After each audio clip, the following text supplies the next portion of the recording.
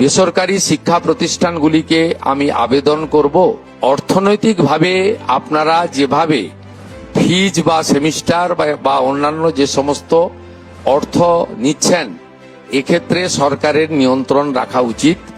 আপনারাও এখন থেকে ভাবতে শুরু করুন, এমন কোনো কাজ করবেন না যাতে সরকার বিব্রত হয়, কোনো সাধারণ বাড়ির ছেলে মেয়েরা তারা অসুবিধার মধ্যে পড়ে, এটা করবেন না।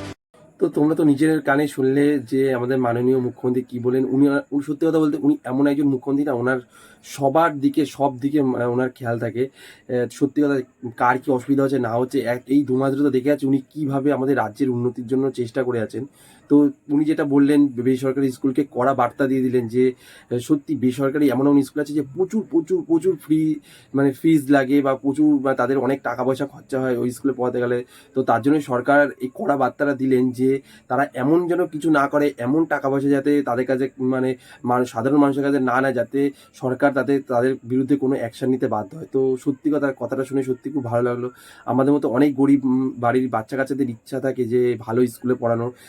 তো সেই হিসাবে বলছি, সত্যি কথা উনি একটা বিশাল একটা ভালো কাজ করলেন, তার জন্য তোমাদের সামনে নিয়ে আসলাম ভিডিওটা। তো তোমাদের যদি কিছু বলা থাকে যে আমি কি ভুল বললাম কি ঠিক বললাম, প্লিজ আমার কমেন্ট বক্সে জানিয়ে যেও।